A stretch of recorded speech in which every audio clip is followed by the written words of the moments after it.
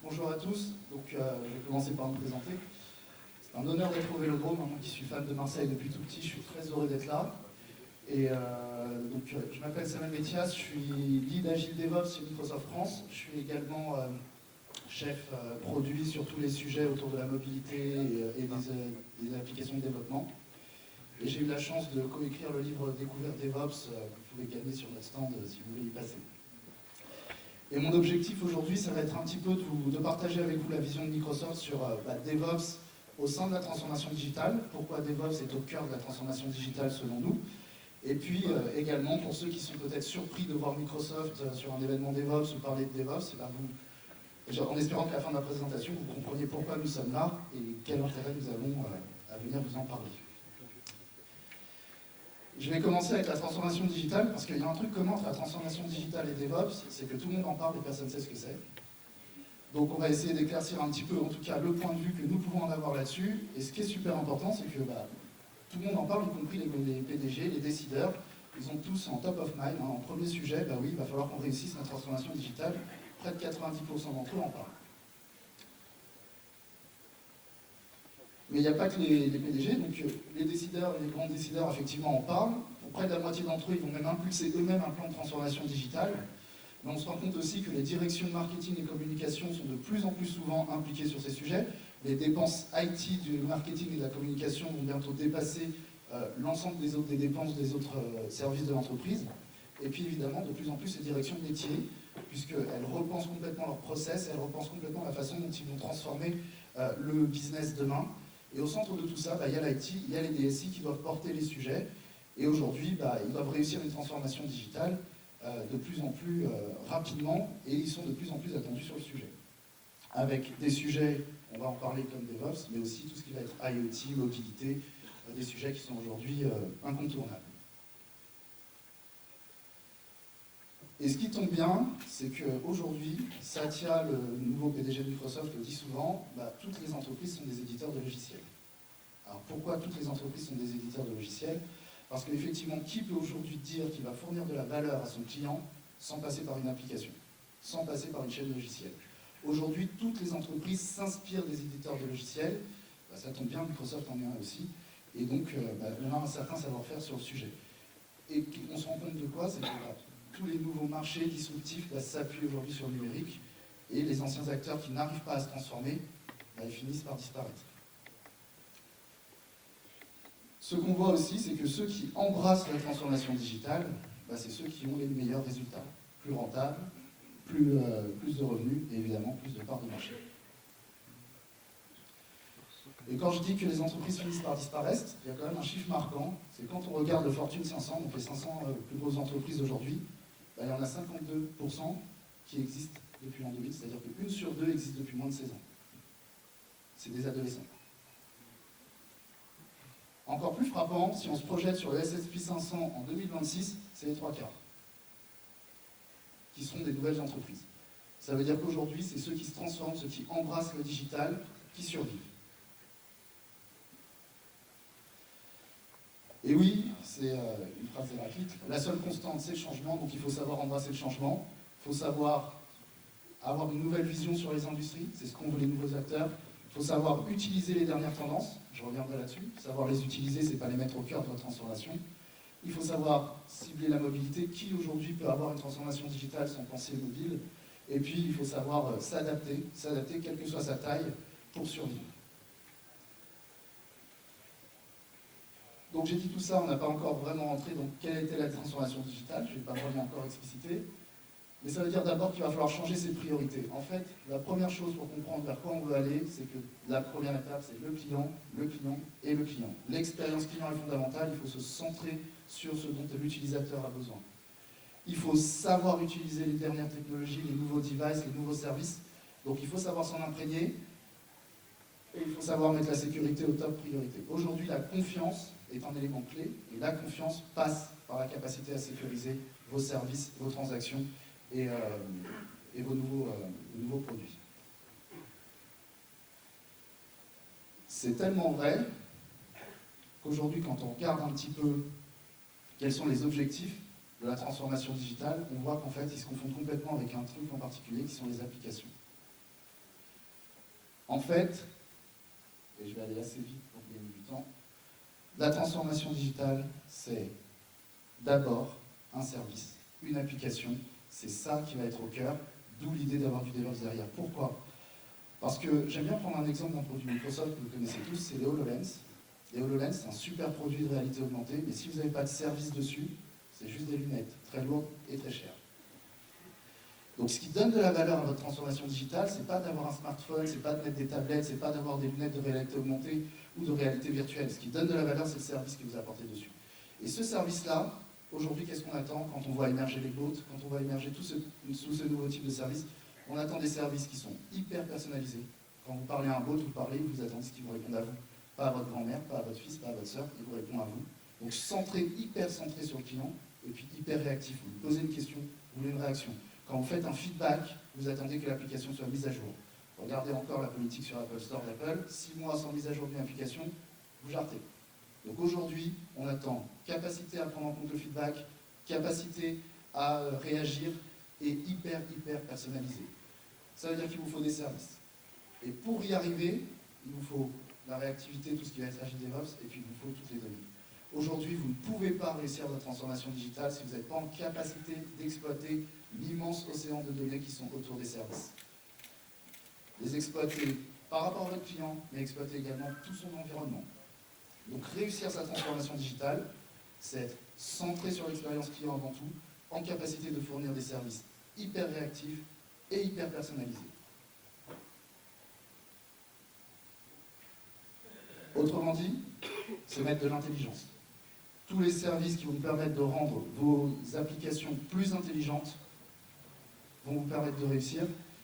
Et pour y arriver, il y a effectivement un accélérateur, alors DevOps, sans cloud, etc. Mais pourquoi j'avais mis cloud au départ? C'est parce que le cloud, qu'il soit privé, public, hybride, ce que vous voulez, c'est quand même une architecture qui va vous permettre de pousser énormément cette intelligence et d'avoir une infrastructure qui est suffisamment agile pour pouvoir fournir ces services hyper personnalisés et intelligents.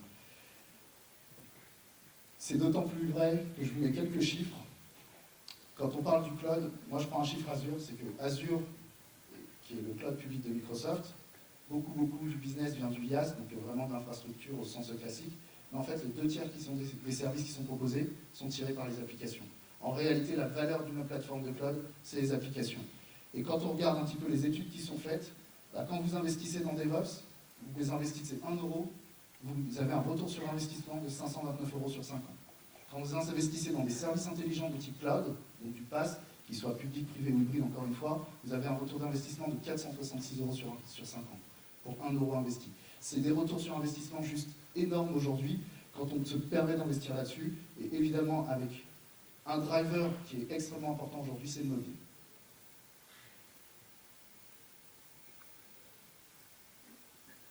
Quand on se projette un petit peu sur le canal digital demain, quelques chiffres frappants. En 2020, on estime qu'il y aura 1 million de nouveaux devices par heure qui seront connectés. Une entreprise moyenne aura moins de 12 ans, ce ne seront même plus des adolescents, on va être encore plus jeunes. Et à peu près les 2/3 des calculs informatisés vont passer par du cloud public. Ce sont des estimations d'analystes, ce n'est pas Microsoft en direct. Donc c'est quand même extrêmement frappant la tendance vers laquelle on va. J'arrête là-dessus sur la transformation digitale. Vous avez compris, ce qui est au cœur de la transformation digitale pour nous, c'est l'application. Et ce qui est au cœur de l'application pour y arriver, c'est DevOps. Le Gartner estimait que dès cette année, il y avait 1/4 des 2000 plus grandes entreprises qui seraient en démarche DevOps. On se rend compte de plus en plus que dès 2016, on est au-delà de ce chiffre. C'est-à-dire que la tendance est encore plus forte que ce qui avait été prévu initialement. Et pourquoi chez Microsoft, on va vous parler un petit peu de DevOps? Parce que vous vous souvenez tous des produits Microsoft avec des roadmaps à 10 ans. Vous avez tous connu Windows Vista. Bon, voilà, c'est des choses où on avait des roadmaps et des cycles à plusieurs années. Et aujourd'hui, les produits Microsoft, vous avez Windows 10 qui est en mode as a service, vous avez des produits qui sortent sur le cloud toutes les 3 semaines. En fait, on a réduit nos délais de mise en production, on est passé d'un ordre de grandeur de l'année à un ordre de grandeur à la semaine, et ce sur la quasi-totalité des groupes produits. Et ça, c'est une réelle transformation, et on n'y est pas arrivé sans mettre de l'agilité et du DevOps. Donc, en tant qu'éditeur de logiciels, on a subi, réussi parfois, raté plusieurs fois certaines choses, mais on s'est transformé pour aller vers une démarche de type agile et DevOps. Et c'est cette expérience-là que je partage aujourd'hui avec vous. Par contre, ce qui était compliqué quand on a commencé à parler de DevOps, c'est ce que je vous disais au départ, c'est que vous alliez DevOps, vous tapiez sur Internet, vous parliez à quelqu'un ou à quelqu'un d'autre, et vous aviez une définition différente. Pas forcément fausse en soi, c'est peut-être qu'un aspect de la définition, mais vous aviez une définition différente. Je regarde le temps, ça va. Du coup, une des premières étapes pour nous, ça a été d'essayer de comprendre qu'est-ce qu'on mettait derrière. Et chez Microsoft, on est arrivé à un consensus autour d'une définition qui tient en une phrase, qui est un peu celle que nous partageons, qui est une démarche de collaboration agile, une culture, une démarche. L'avantage du mot démarche, c'est que c'est un sens large.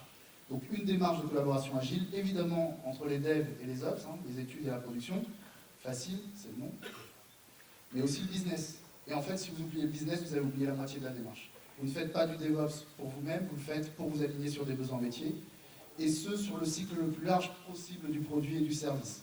Du moment où vous entendez le besoin du client, vraiment du design, jusqu'au support en production du service.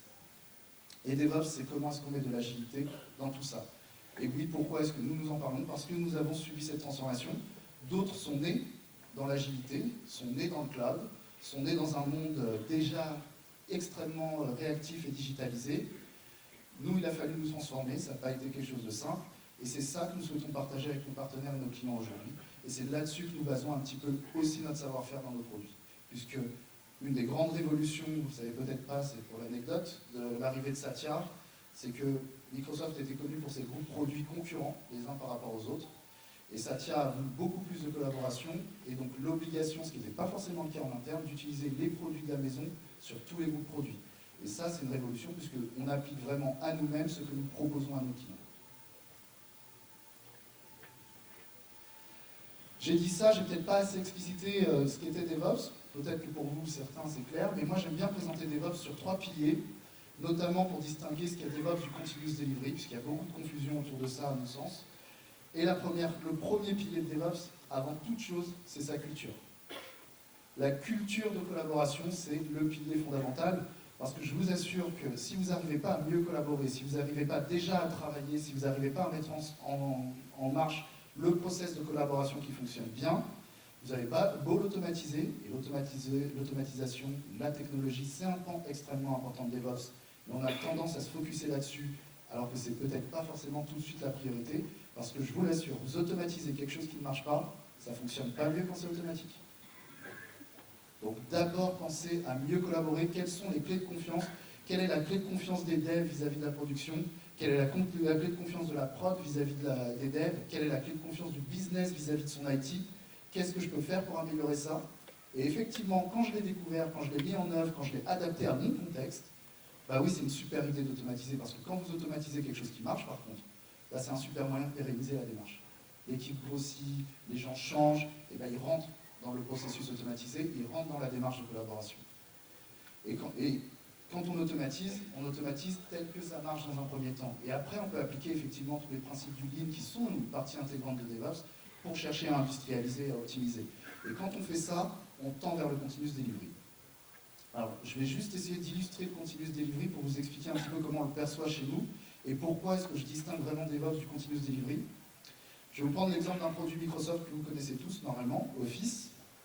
Vous connaissez tous PowerPoint, ce qu'on utilise aujourd'hui. Il y a une version online qui s'appelle Office 65, avec PowerPoint Online qui s'ouvre dans le navigateur. Et dans PowerPoint Online, il y a une fonctionnalité que vous allez normalement tous utiliser dans PowerPoint, c'est le petit bouton diaporama. Bah, ce petit bouton diaporama, derrière, vous avez une feature crew, vous avez une équipe qui gère la fonctionnalité. Bah, cette équipe, quand elle décide de mettre en ligne une nouvelle version du bouton, ils la développent. Quand ils estiment qu'ils ont fini de développer, ils les passent en test. Les tests sont complètement automatisés, il n'y a aucune intervention humaine. Si tous les tests passent, c'est déployé. Donc comme c'est une version online, c'est déployé sur les data centers au fur et à mesure worldwide. Donc en fonction du data center sur lequel vous dépendez quand vous utilisez le produit, bah, la nouvelle fonctionnalité va arriver. Vous cliquez dessus, vous utilisez la dernière version, là pas de bug, ça plante. Alors ça plante jamais chez Microsoft. Là pas de chance, ça plante. En fait vous ne le voyez pas. Vous ne le voyez pas parce que automatiquement Office 365 va recharger la version précédente. va l'exécuter, vous allez l'utiliser, va capter l'ensemble des informations du plantage, va les remonter à l'équipe produit, va stopper le déploiement sur les différents data centers pour éviter que le bug se répercute sur les utilisateurs suivants, et va attendre la prochaine version et le correctif qui va lancer l'équipe, qui va repasser par le même process, qui va repasser par tous les tests automatisés, qui vont pouvoir entre-temps être adaptés en fonction des informations remontées aussi, et ça va être redéployé sur le data center, ça va revenir chez vous, vous allez recliquer dessus, là, ça ne plantera pas, vous ne l'aurez toujours pas vu mais ça ne plantera pas, et ça va continuer le déploiement ensuite worldwide. Ça, c'est le continuous delivery tel qu'on le vit aujourd'hui dans les groupes produits Microsoft. Est-ce que toutes les entreprises sur le marché, dans toutes les industries, ont besoin d'autant d'intégration et d'automatisation? Peut-être pas. Mais dans cette chaîne de valeur que je vous ai décrite de continuous delivery, il y a plein de bonnes pratiques et de pratiques de démarche DevOps sur lesquelles on peut capitaliser pour progresser et avancer sans aller jusqu'à autant d'automatisation. Et c'est ça l'idée du DevOps, c'est comment est-ce que je peux définir des pratiques, les mettre en œuvre et accélérer dans ma transformation en fonction de mes besoins, et donc quand je dis de mes besoins, des besoins business. Ce que j'ai dit autrement, c'est que DevOps, c'est au cœur de la transformation digitale parce que c'est votre accélérateur de valeur pour l'ensemble des technologies que vous allez pouvoir apporter, l'ensemble des innovations. C'est grâce à, de notre point de vue, ce type de démarche que vous allez pouvoir tirer parti des innovations technologiques, des avancées et apporter de la valeur à vos clients. Et il y a quelques scénarios quand même qu'on a essayé d'identifier qui sont juste absolument liés, complètement liés à une démarche DevOps. Dès qu'on va parler mobilité, aujourd'hui mobilité, une application mobile, vous ne pouvez pas la faire sans être agile, sans être DevOps, sans chercher à être réactif. Vous avez une génération de retard si vous ne le faites pas. Tout ce qui va être le cloud, dès que vous allez dans le cloud, dès que vous cherchez à faire du cloud, si vous n'êtes pas en agile, en DevOps, vous perdez quand même énormément de la valeur que peut vous apporter un cloud. Tout ce qui va être application moderne, j'entends par là multi-plateforme, multi-device, toutes les applications qui vont être intelligentes, c'est effectivement des choses sur lesquelles on va forcément capitaliser vers du DevOps. Et puis dès qu'on veut être agile, et forcément on passe agilité de bout en bout égale DevOps quelque part. Et quand on regarde les bénéfices, donc ça c'est une étude de l'IDC qui date de novembre de l'année dernière, non de juin de cette année celle-là, donc relativement récente, et qu'on voit quels sont les bénéfices du DevOps. Alors effectivement, il y a l'amélioration de la collaboration entre les devs et les ops. Okay. Mais ce qui est intéressant, c'est le reste. On a des utilisateurs plus satisfaits, on a une meilleure qualité, et la qualité c'est important. Il y a le time to market où on répond enfin réellement à la promesse du time to market, encore plus que quand on faisait de l'agilité et que ça bloquait en prod. On a une fréquence de livraison qui est réellement plus importante, et on améliore la capacité business, et puis en dernier, effectivement, réduction des coûts, mais c'est peut-être un des avantages qu'on voit à plus long terme. Je voulais juste illustrer, je le disais à l'instant, la différence un petit peu entre une méthode agile et une démarche DevOps quand on essaye d'y aller. Et j'essaie d'illustrer de manière imagée. Quand on était en méthodes agiles, et uniquement en méthodes agiles sur les devs, on n'utilisait pas tous les sens de l'utilisateur. Dans le sens où on était centré déjà sur l'utilisateur, l'agilité cherche à se recentrer sur l'utilisateur final, mais vous aviez grosso modo les yeux, le nez et la voix. Les yeux parce que vous aviez effectivement un product owner, ou en tout cas la capacité de voir des utilisateurs, qui pouvaient venir des commerciaux, du marketing, de gens qui sont en contact quotidien avec vos utilisateurs finaux, ça dépendait du logiciel, mais en tout cas vous aviez une interaction, vous pouviez les voir. De la même manière, vous aviez des cérémonies de démonstration, où vous démontriez votre produit aux toutes les itérations, et donc vous aviez un feedback à ce moment-là, et vous pouviez sentir les changements qu'il fallait faire suffisamment tôt pour les intégrer à moindre coût. Vous aviez effectivement la capacité d'échanger avec des échantillons d'utilisateurs, de mettre en place des forums, des plateformes de vote, etc. Mais vous n'aviez pas les interactions avec la partie prod, c'est ce que j'ai appelé l'oreille et la main. L'oreille parce que les ingénieurs support, ceux qui sont toute la journée au téléphone à parler des incidents sur le produit actuel, ils ont plein de super feedback à donner sur les utilisateurs et leurs besoins. Et ça, ils étaient réellement unis. Et puis, tout ce qui va être maintenance, toutes les petites mains qui vont aller installer, qui vont être au quotidien avec les problèmes qu'on peut avoir votre plateforme logicielle, ils étaient unis aussi. Donc, en DevOps, on remet enfin tout le monde ensemble et on capte tous les besoins de l'utilisateur. Je vous disais, on se ressent sur les utilisateurs, on collabore pour retrouver vraiment le customer centric, donc vraiment la capacité à remettre l'utilisateur au centre de toute la démarche. Et donc toujours sur les différences entre l'agilité, je vais assez rapidement, mais bien comprendre où est DevOps aussi, parce que j'ai entendu plein de choses sur Agile, et je vous disais, c'est une démarche de collaboration agile, et l'Agile, bah, c'est un peu comme DevOps et transformation digitale, c'est que par contre, là, on l'a tellement utilisé que plus personne ne sait ce que c'est. On le savait au début, et puis on l'a entendu partout, donc on ne sait plus trop. Et aujourd'hui, on entend des choses comme des organisations agiles, c'est super, mais c'est quelque chose de différent. On entend des choses comme l'innovation agile. Moi, j'ai lu un bouquin très intéressant sur la détection des signaux faibles en mode agile. C'est intéressant. Le manifeste agile du marketing, très intéressant aussi. Mais c'est des choses qui sont à part. Il y a tout ce qui est architecture agile en informatique, la Agile IT, why not, c'est très bien aussi, tout ce qui va être microservices, etc. Mais on est vraiment dans le processus agile, la démarche en termes de process, de méthodologie, globalement de bout en bout, c'est là qu'on va retrouver réellement les démarches DevOps. Donc on est dans l'agilité, mais sur un pan en particulier, et pas galvaudé dans tous les domaines dont on peut entendre aujourd'hui. Ça marche pas très bien cette scène, c'est pas grave. Donc simplement pour dire qu'il y a effectivement plein de nouveaux défis qu'il faut prendre en compte, l'agilité en est un, mais aussi des écosystèmes qui sont de plus en plus fragmentés, la capacité des utilisateurs à pouvoir utiliser les services dont ils ont l'habitude d'abord, donc à savoir les intégrer, et puis la sécurité, l'objectif étant d'aller plus vite, d'aller plus grand, mais toujours plus sécure. Et il faut être humble dans DevOps, et c'est super important, et donc il faut savoir apprendre des autres, et apprendre aussi de ceux qui sont nés dans ces méthodologies, qui sont nés dans ce monde-là, et savoir se libérer, ne pas se mettre de limite d'entrée, savoir ouvrir ses carcans pour aller plus vite, toujours plus vite. Donc, construire, et construire sur des standards autant que possible pour pouvoir les partager. Donc la culture du partage est super importante, sans oublier la sécurité. Je le dis d'autant plus aisément que Red Hat avait sorti une étude qui disait que DevOps, pour 9 personnes sur 10, c'est lié à l'open source. Ben, pourquoi pas? Mais il n'y a pas que l'open source, et c'est très vrai dans le sens où il y a une vraie influence de l'esprit de l'open source sur cette démarche-là, qui nous va très bien, mais c'est faux dans le sens où pour nous, DevOps n'est pas lié forcément à la technologie. Avant la technologie et la culture. Donc c'est une culture qui est très inspirée du monde du logiciel libre, et ça nous va très bien, mais la technologie, elle est beaucoup plus ouverte que simplement se limiter au logiciel libre. Et on l'a compris, ce qui est au centre, c'est les applications. Je ne répète pas. Ce qui est important pour moi, c'est vraiment de vous dire, voilà, demain, vos apps sécures sur des plateformes ultra sécurisées, si vous voulez gagner de la confiance. DevOps, c'est un super moyen de gagner la confiance, si on le fait bien. J'ai dit tout ça, et je voulais partager avec vous aussi un petit peu notre vision sur comment est-ce qu'on va vers une démarche DevOps. Vision qui s'appuie aussi sur la façon dont on a pu aller vers ce sujet-là. Et effectivement, ça veut dire que dans une première étape, il faut savoir rendre nos opérations, notre production plus agile. Ça veut dire quoi, rendre une prod plus agile? Ben, ça veut dire qu'on va passer d'une production par an à une production par minute, ça risque de changer un certain nombre de choses. Je grossis le trait, mais forcément, ça a un impact. De la même manière, il nous faut un minimum de développement agile. Il faut un minimum de développement agile, parce qu'effectivement, si vous sortez une fonctionnalité ou un correctif tous les 6 mois, ça ne sert à rien de demander à la prod d'être en capacité de mettre en prod toutes les minutes.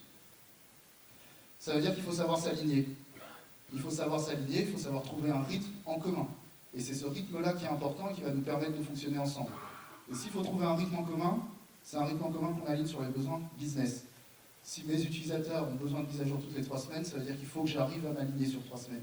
Si c'est tous les jours, c'est tous les jours. Si c'est tous les 3 mois, c'est tous les 3 mois. L'important, c'est le besoin métier. Et quand on fait ça, et bien là, vous vous rendez compte qu'en fait, DevOps, c'est complètement stratégique pour l'entreprise. C'est ce qu'on disait dans la transformation digitale, mais c'est d'autant plus vrai quand vous y arrivez, parce que c'est là que vous gagnez des parts de marché. Je reprends l'exemple de la mobilité, une application mobile.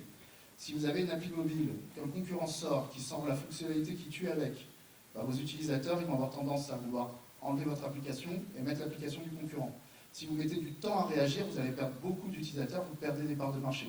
Alors que si vous êtes en capacité de réagir rapidement et de vous aligner, vous allez garder vos utilisateurs.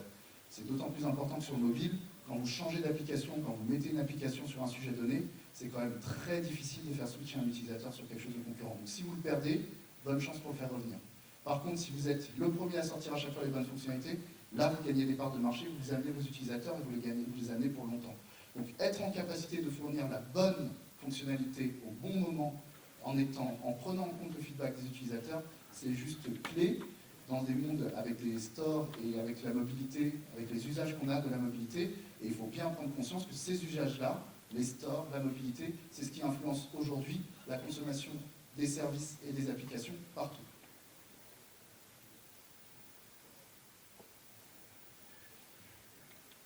J'ai beaucoup parlé de la démarche en global, je ne suis pas rentré un tout petit peu dans le détail, je ne vais pas aller extrêmement dans le détail, le but c'est pas d'être super technique, mais je voudrais quand même expliciter quelles sont les pratiques qu'on peut identifier derrière une démarche DevOps. Les pratiques qu'on peut identifier derrière une démarche DevOps, c'est d'abord effectivement toute la partie qui va être développement, intégration continue, développement agile et méthodologie. C'est fondamental pour commencer à fournir le service qui va bien. Si je le développe, c'est que je vais les mettre en production. Donc je vais avoir un processus de mise en production qu'on va chercher à accélérer le plus possible et très souvent à automatiser. Ce processus s'appuie sur des environnements en pré-production, donc on a des environnements de pré-prod et de prod. S'ils sont là, ça veut dire qu'il faut que je sois en capacité de les provisionner, de les répliquer et d'avoir quelque chose au plus proche de la prod en permanence. Ce qui veut dire qu'il y a une vraie problématique des données aujourd'hui. Et une problématique qui va ne faire que s'accélérer avec toutes les problématiques de données personnelles, de capacité à gérer les données personnelles. Quelles données je peux donner accès à quel moment pour m'assurer que mon produit est viable en production. De la même manière, si j'ai des environnements de pré-prod, c'est souvent pour faire des tests. Et typiquement, les tests, je vous parlais de clé de confiance, c'est la clé de confiance de la production vis-à-vis des devs. Si on est d'accord sur un mode de fonctionnement sur les tests et sur des résultats attendus, et que je suis en capacité de le faire de manière rapide et automatisée, et qu'à chaque fois qu'on me livre quelque chose, ça passe, je me sens beaucoup plus en confiance pour mettre en production que quand je dois tout faire à la main. Ou quand j'ai simplement une promesse. De la même manière, si on fait tout ça, on le fait pour s'aligner avec le métier, donc il faut savoir se dire comment est-ce qu'on va interagir d'une seule voix, puisqu'on est en démarche DevOps, avec les interlocuteurs métiers. Autrement dit, comment ils vont pouvoir me dire j'ai besoin de ça une fois, sans qu'ils aient besoin de le répéter une fois à la prod, une fois au dev, une fois en user story, une fois en cas de test, ou je ne sais quoi, pour s'assurer que ça arrive effectivement tel qu'ils l'ont voulu en prod. Donc comment est-ce qu'on parle d'une seule voix et qu'on s'aligne et qu'on implique le métier avec nous?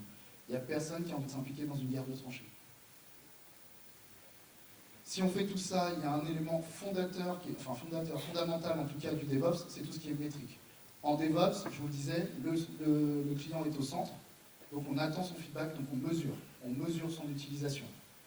Et mesurer, c'est à la fois mesurer notre capacité à réussir, et donc à avoir les bons process et l'efficacité de ce qu'on met en œuvre, et c'est mesurer l'usage des utilisateurs in fine. Qu'est-ce qu'ils font, qu'est-ce qu'ils ne font pas, qu'est-ce qui leur plaise, qu'est-ce qui ne leur plaise pas. Et ça, c'est juste clé dans la suite, dans la réussite d'une démarche DevOps, et c'est d'autant plus vrai quand vous faites cette démarche à grande échelle. Je vous redonne un exemple très rapide d'un autre produit en interne. Windows 10, Windows, tout le monde connaît Windows, je pense, j'espère. Qui est le product owner de Windows à votre avis? Qui peut bien être le product owner, le représentant des utilisateurs de Windows? Il y a plus d'1 milliard d'utilisateurs sur Windows. Qui est son représentant? C'est impossible d'avoir un product owner ou des product owners, des représentants d'un produit comme Windows. Donc qu'est-ce qu'on fait dans ces cas-là quand on doit être en démarche agile, DevOps, pour réussir à continuer à faire évoluer un produit en fonction des feedbacks des utilisateurs? On fait de la télémétrie. On mesure.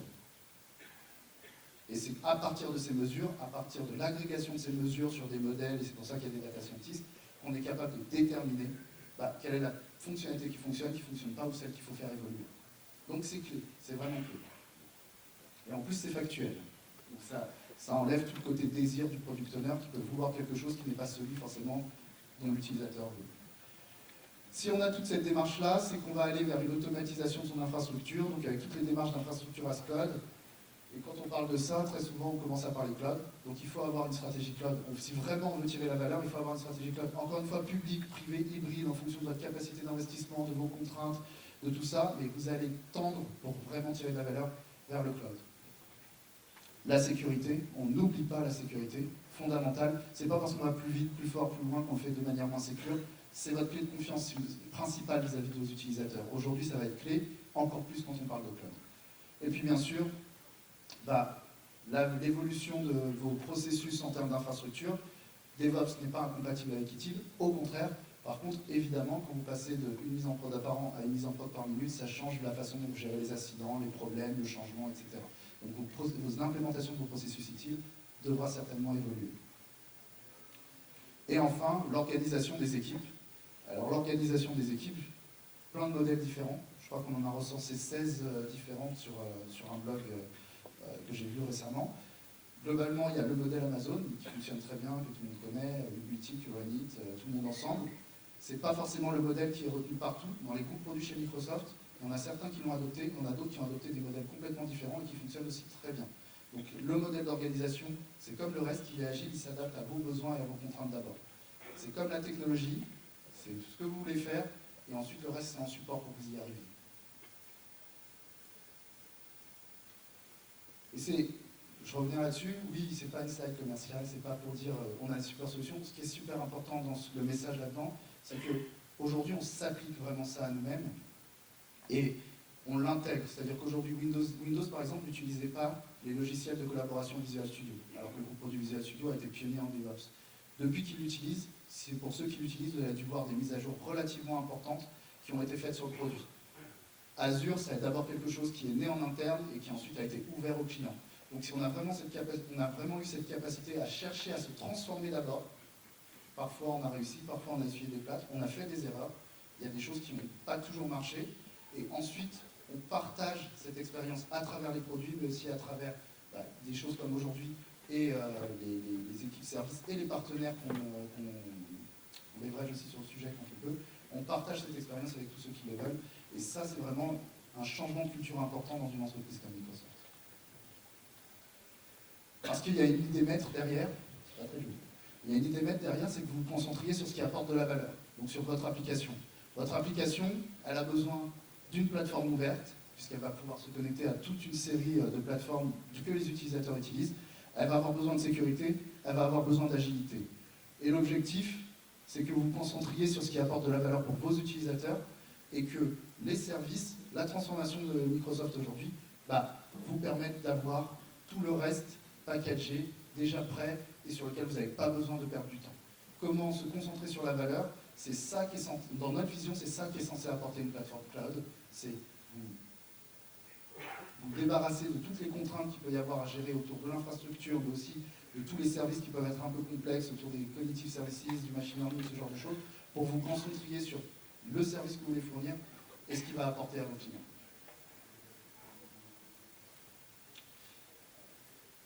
Si j'ai un peu de temps, je voulais vous présenter quelques exemples. J'ai 8 minutes, je vais aller assez vite. Je voulais vous montrer un petit peu comment, dans un groupe produit comme Visual Studio, on a pu mettre en œuvre un certain nombre de pratiques DevOps. Donc c'est un vrai partage d'expérience interne. Visual Studio, pour la petite histoire, c'est les services de développement applicatif, c'est aussi tous les services de mobile apps à Xamarin, multiplateforme, etc. C'est le premier groupe produit qui a adopté l'agilité, c'est le premier groupe produit qui a adopté DevOps. Et si je vous le présente, c'est parce qu'il fait un peu cas d'école au sein des groupes produits en interne chez Microsoft. Et en fait, il y a un certain nombre de choses qui ont été implémentées, qui sont, que je vous présente de manière à ce que vous ayez une idée de ce qu'on peut faire, mais c'est loin d'être la façon unique de faire. Soyons très clairs là-dessus. Donc, par exemple, la façon dont sont gérés les besoins dans un groupe produit comme ça, ils sont décortiqués en tâches, user story, et un truc qui est interne chez nous, qui est le minimum marketable feature, donc ce qu'on peut marketer au minimum pour un utilisateur. Et en fait, c'est cette tranche-là qui est absolument clé dans la démarche, puisque c'est là-dessus que vont échanger l'ensemble des équipes produits. Il y aura quand même une vision, et c'est important d'avoir une vision. Si vous n'avez pas de vision, vous ne savez pas où vous allez. Il y a quand même une vision sur le produit à plus long terme. Ce n'est pas parce qu'on est en mode agile DevOps et qu'on a des mises à jour toutes les 3 semaines qu'il n'y a pas de vision. Et cette vision-là, elle est effectivement multi-release avec une vision à plusieurs années, mais qui s'adapte complètement. Et la clé d'adaptation chez nous, c'est vraiment ce qu'on appelle les MMF. Et en fait, qu'est-ce qui se passe? Quand vous avez une idée, il faut la taguer en MMF, elle passe un deck, et après elle est ready et mise en production jusqu'à qu'elle est complétée. C'est-à-dire qu'une équipe va vraiment mettre en place la marketable feature, et si c'est validé, et la discussion peut continuer à aller, c'est-à-dire qu'elle peut être complétée, ne jamais arriver dans le produit si la décision se fait, elle n'arrive dans le produit que lorsqu'elle est shippée. C'est-à-dire qu'elle rentre dans le train. Parce que vous avez des trains de release multi-équipes qui permettent justement d'agréger les fonctionnalités qui vont arriver. Ce qui est particulier aussi dans ce groupe produit, c'est la façon dont ils ont géré leurs itérations. On est en mode DevOps, et vous avez des itérations de 3 semaines qui sont concentrées sur le dev, et la 4e semaine qui est concentrée sur la mise en production. Et en parallèle de la mise en production, les équipes démarrent une nouvelle itération de dev. Donc vous avez comme ça un mode en escalier, qui a une façon un peu particulière d'itérer, mais qui fonctionne très bien dans ce groupe produit. Et donc vous avez la fin de l'itération et le démarrage de la suivante qui se superposent. Autre exemple un peu particulier sur ce produit, c'est un des premiers produits chez Microsoft à partager complètement son code source entre la version online et la version on-premise, donc installable sur CD. Entre TFS, Team Foundation Server, et Visual Studio Team Services, qui est la version online, vous avez le même code source qui est partagé sur différentes branches. La version online est mise à jour toutes les 3 semaines, la version téléchargeable tous les 3 mois, et vous avez strictement les mêmes fonctionnalités qui arrivent dans la version téléchargeable tous les 3 mois que celles qui ont été mises en ligne toutes les 3 semaines. Donc c'est une mécanique qui est extrêmement agile, jusque dans sa gestion du code source. Autre exemple, dans la façon dont est déployé ce type de démarche. Un petit bug. C'est pas grave, je vais essayer de l'expliquer. L'idée, c'est simplement de se dire, c'est une démarche qui est complètement automatisée par Data Center. C'est les fameux déploiements par ring qu'on retrouve aussi sur Windows aujourd'hui, quand vous avez des rings Insider, Advanced Workload, etc. En fait, vous allez déployer Data Center par Data Center, comme je vous l'expliquais sur Office, et si vous avez le moindre bug, ça s'arrête et ça se fait corriger.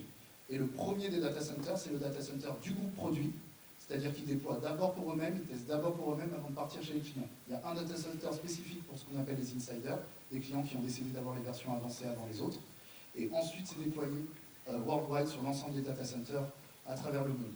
Et depuis la création du groupe produit sur la version online, il y a, donc s'il y a un problème, un vrai gros problème, il y a un rollback. Le problème du rollback, on n'aime pas, on perd les données. On revient sur une version antécédente complète. Et c'est arrivé une seule fois, uniquement sur le data center de Microsoft, en plus de 12 ans de développement sur ce groupe produit.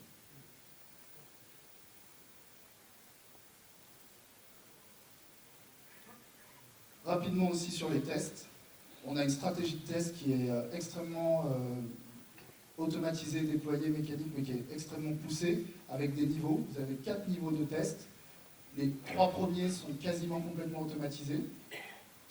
Et le dernier a une part manuelle. Et sur un déploiement, sur un sprint de 3 semaines, on a des tests qu'on est capable de faire sur la totalité d'un MMF, globalement, en moins de 35 minutes. En moins de 35 minutes. Donc sur la totalité des MMF d'une release qui va partir, on est capable de déployer sur 35 minutes de test en moyenne.